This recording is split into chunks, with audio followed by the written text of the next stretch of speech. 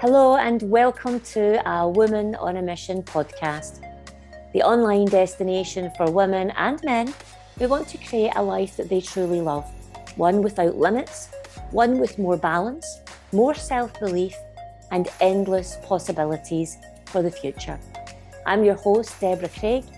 I'm an intuitive life mentor and hypnotherapist, and every week I'll bring you guest experts, individuals with lived experience, and of course, I'll share client case studies so that you can experience some of the best ideas and solutions to help you solve real life problems so that you can live a happy and healthy life and of course become the best version of yourself every single day. You see, I've found that to reach our full potential in our careers, relationships, our health goals, and in life, we must take a look at what's going on the inside of ourselves, as this is where the change really starts. I hope you enjoy the podcast, and remember, leave feedback and comments so that I can continue to bring you content and guests that truly help you become the best version of yourself so that you can live a life that you love. Enjoy the show. Hi everyone, welcome to this week's episode of my podcast.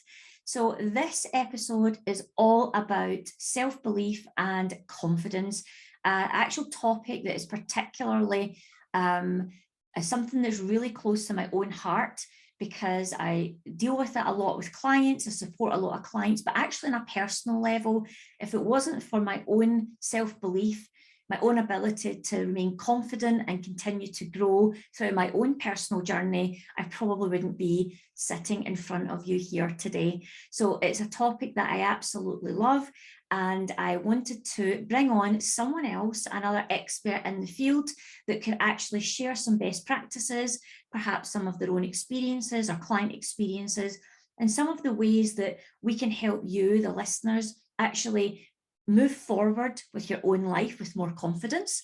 And of course, we'll be sharing some of our tips at the end and different ways that you can connect and work with us. So I have the pleasure of speaking today with a life coach, a hypnotherapist, NLP practitioner.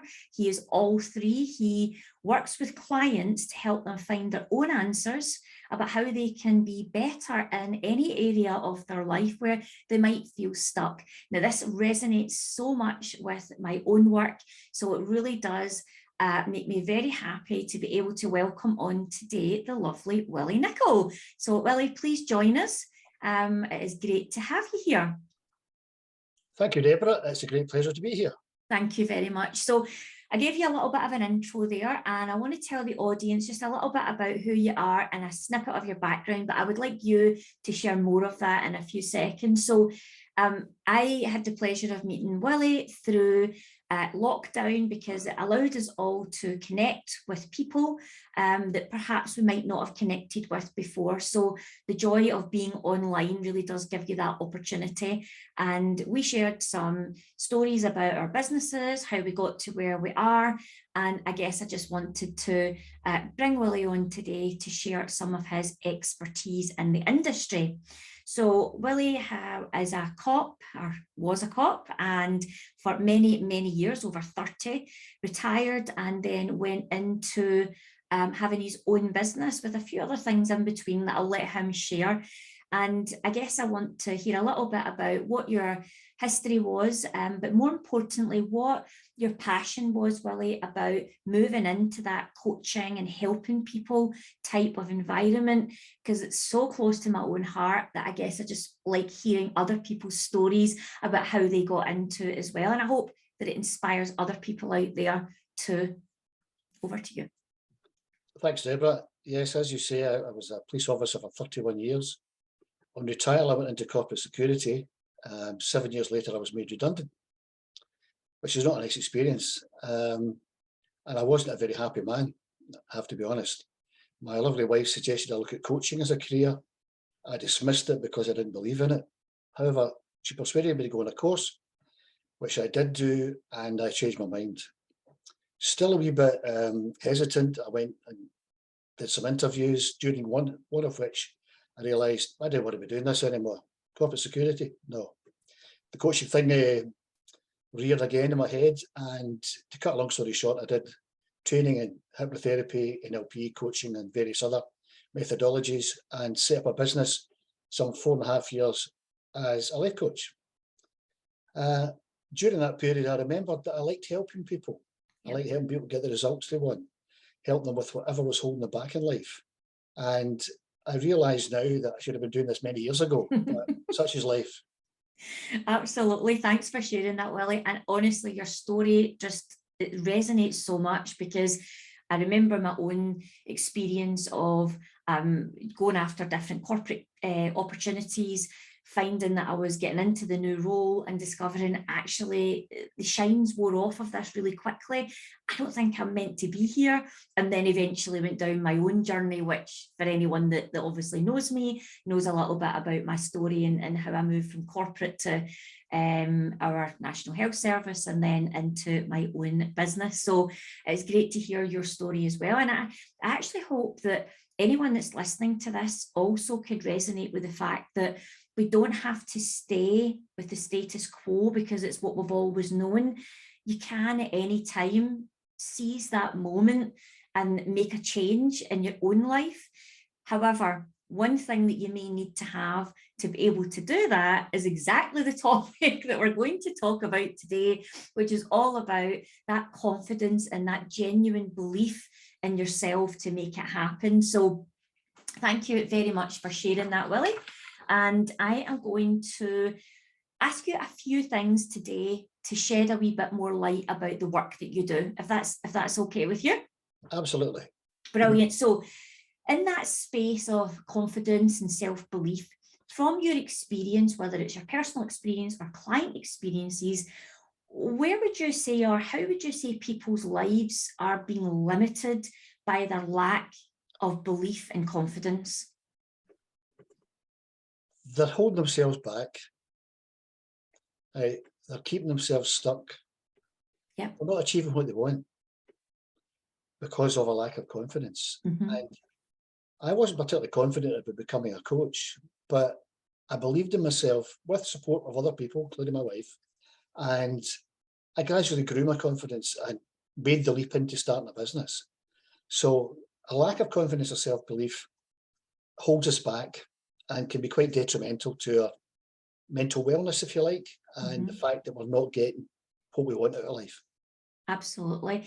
Can you maybe just share with me, there's two parts to this. I'd like to know some of the common themes that your clients maybe come to you with, but more importantly, or over and above that rather, I should say, what do they feel stuck in? Like what are the common things that they wish could be different? Common things are, the word stuck comes up repeatedly. I feel stuck. Mine too. I feel I'm not getting anywhere. I'm not happy, or as happy as I could be.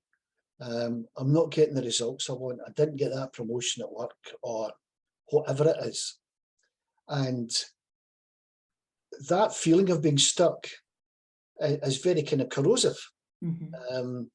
It's not helping us any, and it can lead to all sorts of things like depression and worry and stress and so on and so forth.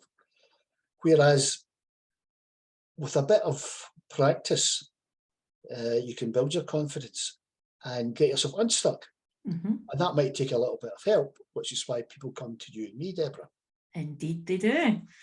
So when you said something there about when they come to you, they say, oh, you hear that comment about being stuck, and that is actually one of the most common things clients say to me as well. Or I hear from them something like, I just can't go on another 12 months with my life looking the same. That's probably one of my common ones that I hear from the clients that I work with, the thought that another year is going to pass and it's exactly the same. And I wonder if, thinking about that and that feeling of stuck, if that resonates with you on a personal level, when you said about being in the security industry and then applying for a role and thinking, I just don't want this, because I know it resonates with me in my own life. So maybe something worth sharing there a little bit about the impact it as well had on you with that feeling of being stuck. Yes, that was, I don't want to be stuck doing this job anymore, right? I've done 31 years in the police, 7 years in corporate security. I don't want to be working till retirement or whenever, doing the same thing over and over again, because I wasn't happy. And I realised that something had to change, which is when I had the light bulb moment during that initial training course that perhaps I could give this a go. An early client in my career got through a marital situation, and he was stuck because he was a bit down in the dumps. He got himself a wee bit kind of off track. He'd stopped going to the gym, he stopped training, he'd maybe eating and drinking too much, he was putting on weight, and he just felt a bit, hesitant to use the word meh, but Yeah, you know what I mean, meh, right? so And common. when he came to me, I said, "What is it you want?" He said, "I want my life back, Willie. I want to go back to being like happy and fit and slim and whatever. And I don't know what's causing this." And because he was a Glaswegian man, I said, "You've lost your mojo, big man." And he said, "You know what? That's exactly right. I've lost my mojo." And we all know what that means, right? I said, "Well, let's go and find your mojo and see how that goes." And we did, and he got his life back. So he'd gone from being stuck in a rut, that old phrase, to getting his life back and being where he wanted to be. And even just so the knock-on effect of that is when I talk to clients about this all the time, but when we actually look at ourselves within, so we start to work on ourselves from the inside, looking at those belief systems, looking at those things that are actually keeping us stuck. Once we make the unconscious and make it conscious, once we actually see what it is that's getting in our way, we can start to work on that. And what I've found, and I guess I'll ask you the same question, like I can think of many clients that have shared this with me, that as they've went on a personal journey of transformation for themselves, their external experiences have significantly improved. So more opportunities have came their way, their relationships have been healthier, they've made better friendships or new friendships, and they've got a zest again for life. And all from starting with the inside and looking at really what's going on for me that's keeping me where I am. What do you think about that? Does that resonate with your own client work? Absolutely. It's like the ripple effect. I saw you use that phrase all the time, Billy. When this particular client, right, so he decides one day to buy a wok because he wanted to eat more healthily, and he'd read somewhere that cooking with a wok was more healthy. And he wanted to show his kids how to eat more healthily, right? And he went back to the gym and he got fitter and he lost weight and he started to get his mojo back, right? And he went for promotions at work. He didn't get the one he wanted, but eventually he did, because he contacted me later, right? And he met another partner and he resolved his differences with his father, with whom he had fallen out because of the marital breakup. And it was just incremental steps with my help, but he did it himself, where he went from a level here to a level there where he wanted to be. And by practice and perseverance and working on himself, right, he got to where he wanted to be. And that is a sign to me, as with most clients, is yes, you can do it if you decide you want to do it. I think that's one of the key things there. It's a decision. I say that a lot to clients and to myself. Like, you know, if I want it, sometimes you might find yourself sitting, procrastinating, making excuses, and, you know, it's this reason or that reason. But actually, when you really want something, you can dig deep and find a way to go forward with it. What would you say? I've got a lot of examples, like even my own client work and personally as well, but in your own opinion, what would you say are some of the sort of main reasons that people have low confidence? Like, where does that originate from? Because we know as you're born, you're not born lacking confidence, because as you know, we see a baby and they can't wait for your attention, and they're, you know, look at me, and I know that because I've got two nieces that I never get a minute's peace from in their company. Watch me, look at me, I'm doing a handstand and this. So they're born into that with a level of confidence. But what happens, you know, between there and adulthood? As I said, I have a lot of input on this myself, but I'd love to hear your own expertise in this area. I think a lack of confidence stems from fear and negative thinking. We become afraid of things and we don't want to try them. We tell ourselves wee stories in our heads. We start with what if, followed by a negative. So it's what if I can't do this? What if I'm not good enough? What if this doesn't work? And we kind of talk ourselves into a negative state inside our head, and we don't try anything. But my riposte to that would be, what if you made all that up? What if you can do it? What if it does work? What if you make a success of that? What about that? Is it not much better to think that way than think the other way? And if we don't bother trying, it's like, if you don't try, you don't get. Yeah. So it's getting that confidence to get to the point where, yeah, I'm going to give this a go. And what if it works? That would be brilliant. Thanks very much. And away you go. I love that. And it's funny because I use a phrase myself that with clients, I'll say to them, you know, if you are thinking a certain way, just pause for a second and ask yourself, is that true? Or is this a story I'm telling myself? Because very often we'll create a whole line of stories based on a set of beliefs that may or may not even have been our own beliefs. They've probably been picked up since childhood, at school, from our peers, from our caregivers, all the people around us who've helped build this set of beliefs that if we actually stop and ask ourselves, is that really true? Or is this just a story I'm telling myself? And what I find with a lot of clients, they've found this particularly helpful because it stops them in their tracks so that they can then decide, right, well, actually, this is a story I'm creating in my head. That's not really what's happening. And I actually do have the capability, if I sit and think about it, to give something a go. So I love that one. I think that I read some of it, we're kind of inherently negative, and it's a safety mechanism. Right? 100%. We don't want to do things in case it's dangerous or frightening or scary. Right? And that's fine. In certain circumstances, like probably wouldn't go diving with sharks, right, or whatever, right? But if we extrapolate it again across our whole life, that can hold us back. We can stay stuck because we're afraid to try something.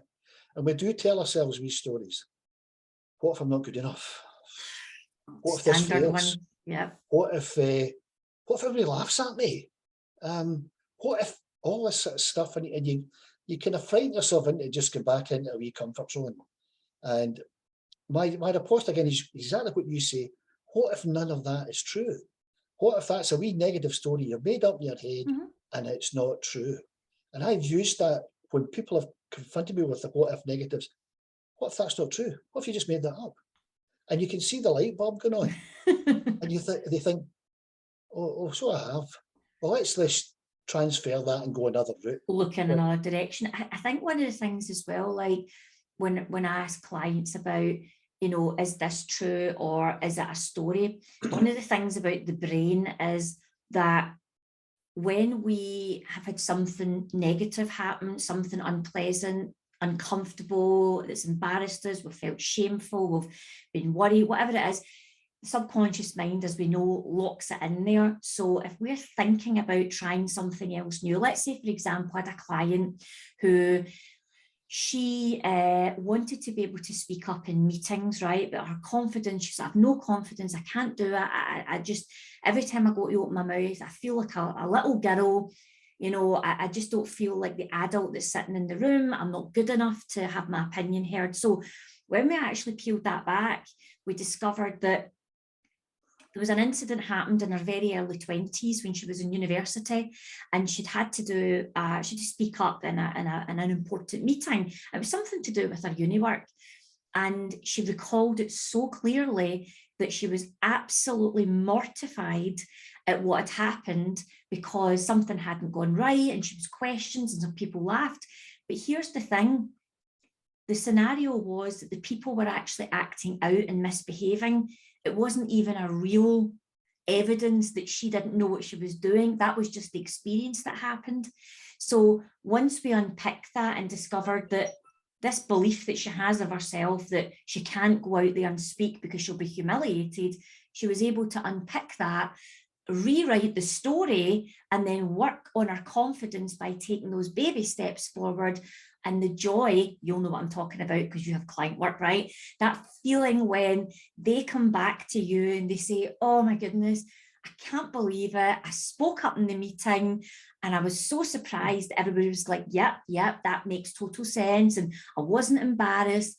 And what I said to this particular client was, now your brain, when next time you think about speaking up, has a good story to find, because all it's done in the past is find all the stories to evidence that you're not able to speak up in public. I went, now you're starting to build the new stories that then help you go on and do more meetings, and for her, go on into a higher executive position with confidence. So I wonder if you've got any stories like that or anything like that resonates with yourself or client work. Very much so. I mean, I do a wee bit of speaking coaching, and people, I read a stat that 74% of people have some degree of fear of speaking in public. That could be speaking to your colleagues, but particularly people who are thrust into a big meeting and stood up on a stage and experience extreme discomfort because they are speaking to 50, 100, 1,000 people or whatever it is. Speaking's a very pertinent topic there. One bad experience can influence the way you think about that whole environment. But what I would say to clients is, okay, maybe that didn't work particularly well. Did the roof cave in? Yeah. Did the world explode? No. Right? Did the sun fail to come up the next day? No. How bad was it? Well, when you put it like that, Willie, it wasn't that bad. Exactly. So there's a phrase used, I can't remember the quote, it says, there's no such thing as failure. There's only feedback, right? So if you think you've failed, what do you take from that? You learn from it. You maybe learn not to do that thing again, or you learn that the audience wasn't particularly nice, it wasn't my fault, or whatever it happens to be. Or you might even learn that you want to be more prepared the next time so you don't get into a position. Sometimes it is something that you learn, that there's something you can do differently. It's not just about being nervous to speak, but it's about knowing that you've done all you can to show up as your best self, because if you've done that, there's nothing more that you can do. So exactly. Amazing. So why do you think people are confident? I like this question, right? Because I get asked this before and this comes up with my clients. Like, why are some people confident in some areas in life and then not confident in others? Because I know this from even a personal experience where I'm really confident in some things, and then I can see where I have some reservations. I still do things, but I maybe think, I'll maybe think about that one twice. But what do you think yourself? I think it's what you feel comfortable with. When you're comfortable, you're going to be confident because you're happy at what you're doing, right? At the weekend, I climbed up into the roof because I thought we'd a leak in the roof. Was I comfortable doing that? No. But speaking as we're speaking, am I comfortable doing that? Yes. The roof experience, I've done it many times before. I know what I'm doing, and I worked all right. I didn't fall off, right? So there are areas in life where we're comfortable, we're confident, and there are areas in life where we're not so comfortable and therefore not so confident. I'm not comfortable with tech, anything to do with apps, or anything to do with IT. I'm not comfortable with that. And someone in a workshop told me, Willie, you need to become comfortable with being uncomfortable. Love that. Was a great comment. So powerful. Okay, I've got to do that, right? But what I would say is, if you're comfortable and confident in one area, you can transpose that confidence into the area in which you're not particularly confident. And I was told a story by another coach about a client he had who was a rock climber. Now, this guy would climb up mountains, right? And I thought, well, I wouldn't be doing that because I wouldn't be comfortable or confident. But this guy, not a problem. But he was very shy when it came to the fair sex. He couldn't get a girlfriend to save his life because he wasn't confident. So my friend, the coach, said to him, why are you confident climbing mountains, for goodness sake? That's a scary thing. And yet you can't approach a young lady and say, hi, how about a date? You might, oh, just can't do it, just can't do it. That feels as much of a near-death experience as rock climbing, Well, to be rejected. So the coach says to him, how confident are you rock climbing? Oh, no problem. How do you feel when you're rock climbing? I feel supremely confident. See that feeling you've got then? Transpose that into the situation when you're going to talk to a young lady, right? Yeah. See that confident feeling? Remember it? He went, yeah.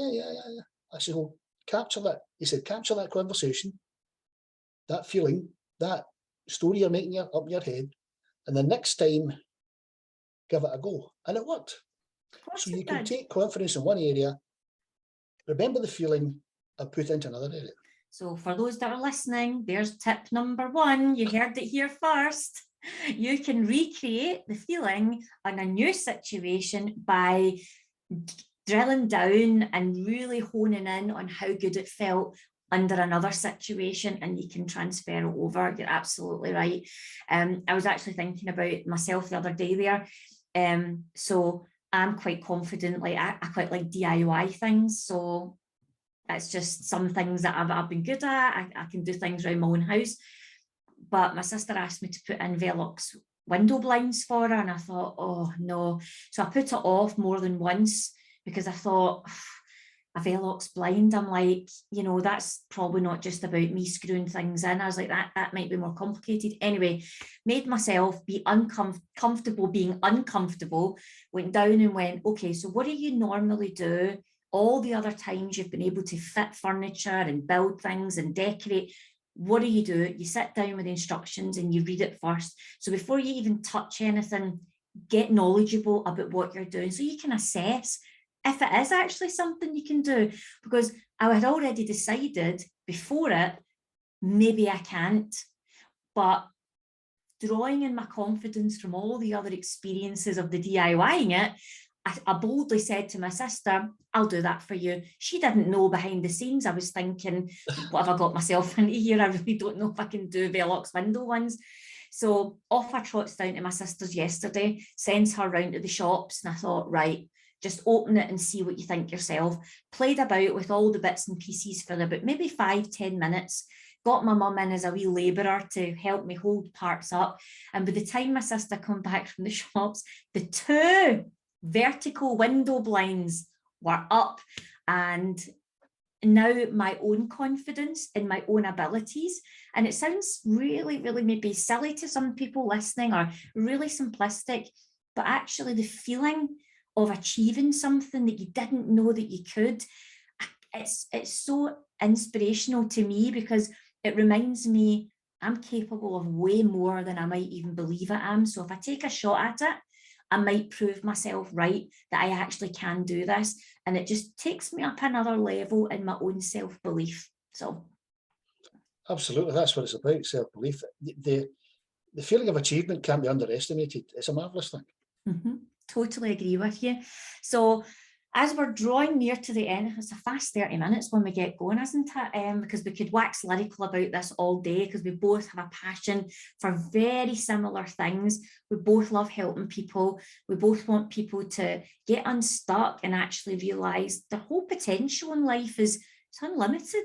Once you start tapping into it, you know, the sky's the limit once you get going, and it's just a continual journey. Once you get to this level, you start to think, oh, what could be up here? And then when you get there, you think, oh, what's up there? And it's not about never being happy because you're contented through each part. It's just about knowing that you're capable of more and what you can actually achieve in your own life. So I would love for you 2 things. I'm going to get you to share a wee tip in a second, but before we do that, I would love for you to share with people how would be the best way for anyone that wants to get in contact with yourself, Willie. What's the best way to make contact with you? And maybe just give me a wee overview of how you actually work with clients so that people that are listening, if they want to contact you, this would be a way to do it, and how you would work with them if they did. Okay, I have a website where there's a contact facility. I have a mobile phone. I'm on LinkedIn and Facebook. I think you're going to put these links up later on. I certainly am, but could you just, for the audience listening, do you know your website address? Sure. WillieNicolCoaching.com with all the W's at the start. You'll get me that way. Just a fairly new website. Brilliant. It has contact details on it and all the rest of the details. Book a call with me, which is a complimentary initial chat. Brilliant. Non-judgmental, confidential, a bit of a laugh, where I talk to the prospective client, identify what they want. Then I assess, can I help them? If I can, we take it from there. If I can't, I will try and refer them to one of my other colleagues. So it's as simple as that. 30-minute chat, see what's happening, and see how we can take things to a better level. That sounds brilliant. So for anyone listening, then you've heard it here first. It's WillieNicolCoaching.com. You can contact him directly. I'll also put all the links to Willie's social media and his website into the details of this podcast. So before we wrap up, I really hope everyone has thoroughly enjoyed today, because I know I have, and we're touching on a subject that is so close to my own heart. I would love for you to share one. I know you've got millions of tips, I know that, and I've already heard one today, but could you give me just another tip in the area of confidence and belief that we could leave the audience from yourself today? Okay, I'll give you two very quick tips. Oh, I love that. Confidence and self-belief can be grown through practice, perseverance, and just getting on with it, right? It's like growing a muscle or a muscle group. When you go to the gym, you do the repetitions, you increase the weight, and it gets bigger. You can do that if you practice. The second one is thinking. If we think we can do something, there's a chance we can. If we think we can't, there's a chance we won't. So the quote is from Henry Ford. If you think you can do a thing, or you think you can't do a thing, you're right both ways. Both ways. I love that. It's the way we think. So if we think we can, there's a good chance we can. So always think, I can. Absolutely. And then just take a shot at it. And what's the worst that can happen? Realistically, what would have been the worst if the window blinds from yesterday or the day before? What would have been the worst that could have happened? They would have came out the packaging. I would have played around with it. I wouldn't have put any screws into the window, because I would have known if I didn't know how, and I would have put them back together into the box, and we would have phoned in a joiner. That is what would have happened. But what actually happened was I gave myself evidence, more evidence that I actually was capable of doing something that I didn't know I could. So you're absolutely right. And that I actually was talking to, I think it was one of my clients yesterday or the day before, about what you're saying about the muscle. And I always joke and say, you know, I've tried to go to the gym and get abs in a week. Realistically, I know that it's still a work in progress, and I've been going for quite some time. The brain is just, the mind is just a muscle, just like, you know, getting abs. So if we work on it, if we look at our belief systems, and if we take action to become more confident every day, then the likelihood is we will get more confident and we'll achieve more than we even knew was possible. So my tip for you today is about acting as if. So a bit like me with the window blinds, I just acted as if I was confident to my sister and went, no bother, I'll do that. Don't even need to think twice about it. Behind the scenes, I'm thinking, I don't really know if I'm capable of that. But the thing is, she didn't waver, because I was so sure of myself. I projected my voice confidently. I was assertive. I walked into her house like, right, let's get these boxes open. Let me assess what's going on. Inside, I was still thinking, I don't really know if I'm going to be able to do that. But she never knew. So off she goes to the shops, has no clue, but I've gave her the belief that everything's okay, because I have acted as if everything is going to be fine and I am confident. And lo and behold, as you say, if we think we can, then there's a really good chance that we can actually do that. So that's my tip to anybody out there, is just act as if. And even if you're like the proverbial swan with the little legs paddling like a maniac underneath the water, which a lot of us are, on the surface, you'll be gliding like that swan on the top and nobody will know any difference. And then what you do is you build that muscle, you build that evidence that says, I actually am more confident now because I've got more stories that prove that I've got the confidence to do it. And that's how you build it. Absolutely. So, Willie, it has been an absolute pleasure having you on. I'm so grateful for you joining us. And for everyone listening today, I hope you've taken something from it. All of our links will be in the usual places, and tune in again next week where I'll be back with another expert or someone with lived experience to share our knowledge with you. So thank you and goodbye. Goodbye. Thank you for tuning in to this week's episode. I hope you enjoyed it, and I hope you've taken away something valuable, even a golden nugget that will help you move forward with your life so that you can become the best version of yourself and really have that life that you love. So I will see you back here every Tuesday. A new episode will be released, same time, same place. And if you want to sign up so that you're notified when these new episodes are live for you to listen to, then all the details will be in the description. So thanks again, and I hope you enjoyed the show, and I'll see you again next week. Bye-bye.